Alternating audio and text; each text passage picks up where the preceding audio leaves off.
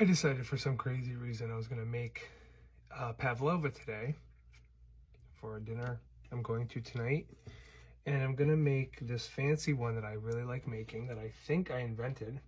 It's actually honeycomb, chocolate coated honeycomb candy, homemade, on top of a chocolate pavlova. It's really good. Pavlova is just like a meringue based cake. So I did the actual pavlova already.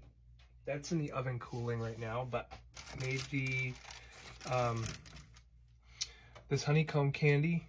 I don't know if you know this, but it's basically just boiled down sugar, and then at the end you throw in baking soda, and it makes all these bubbles and crunchy bits, and then you let it cool, and it just becomes this disc, and it sounds kind of like something you'd find near a volcano. Like it sounds like glass almost. But this is where the fun comes in. I'm actually gonna smash it because I need to coat it with chocolate, which I have here. I just did like half dark chocolate, half milk chocolate, and a tiny bit of white chocolate just for a little extra flavor. And I'm gonna melt that over a simmered pan. It'll take a while, but I'm gonna break this video down a little bit. So let me grab this, a little mortar and pestle implement. This is the best part.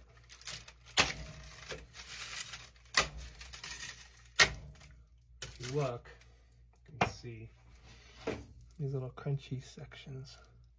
Oh my god, it smells so good. It smells like not burnt, but like scorched sugar, like that kind of like toasted marshmallow smell. Oh, it smells so nice. And when you coat it in chocolate, it gets even better. I don't want to do these too small because it'll be an absolute nightmare trying to coat all those little pieces of chocolate. But what I will do is I'll break this down a little bit, and then any pieces that are left over I'll just put in a bag and keep later for like putting over ice cream or something. This recipe takes no time. I mean, as far as the honeycomb, so you can make this for people if they're kind of like, hey, bring something tonight, and you don't feel like bringing booze or bringing food. Just make a little dish of this, and they'll go nuts for it. And it's just like a fun candy. Look at that. It's just so cool. And it tastes so good. Yum. Alright. So I'm going to break this down. I'm going to get my chocolate ready. I'll be right back. The leftover shards and dust, and I put it in a bag. You just put it in the cupboard and use it whenever. It'll last a long time, so try not to crush it if you can help it. Nice. I mean, you can give this away too, but so I've got my chocolate here. It's been warming slowly in a little simmering pan like this on low, or a little bit above low, and that way you get the steam from the water, and that will melt the chocolate slowly. The problem is that if you put this on high and this starts to boil, what you'll end up with gritty chocolate, and nobody wants that. We want smooth, and we want it to be even, and it's doing a really good job right now. It looks nice, but the problem is, what can happen is that a lot of people will try to get this chocolate to go quickly, and what happens is it gets to this point where it gets too hot, and you've melted all of it, and now it starts to get to the temperature where it seizes and it turns into like this grit, and it's absolutely disgusting. You can't use it, so you have to throw it all away. And chocolate is so expensive right now. I'm like, I went to Aldi and I got a nice bar of chocolate. I like this chocolate they make. It's Moser Roth. This is good stuff, and it's pretty high quality. It's 70% cocoa. They have tons of different varieties, but I like to cook with this one the best. And then I had like other chocolate in the cupboard that I wanted to use up from Christmas. So if you keep stirring this, the residual heat in the melted chocolate will actually melt the solid chocolate. So be mindful of that, because over time it will just kind of disappear and get into the chocolate. And you don't need to stir this. You can just swirl, and that's the best way, because it keeps all the crystals in line, and it will keep the chocolate shiny once you coat your candy. So, I mean, if you care about that kind of thing. So I'm going to leave that on there for another minute. I'm going to actually just turn it off, because just for safety purposes, I don't want that to go over temperature, because it will go horribly, horribly wrong. And what I will do is get a little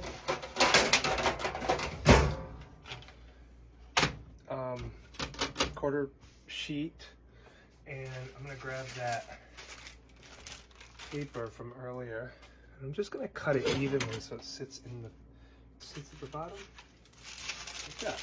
Nice. Right, now this is good. Be careful not to drip any water into the chocolate. That's another thing. If you get water in that chocolate, it's going to easily spoil it. It won't set properly.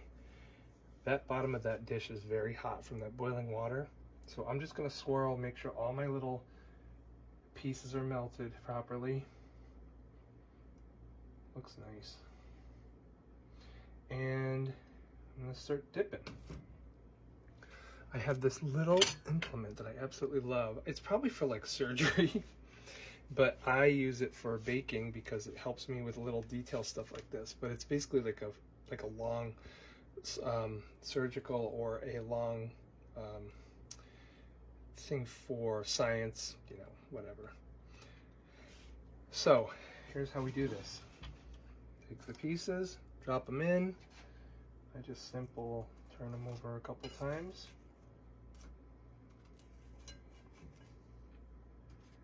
You don't have to coat them 100%.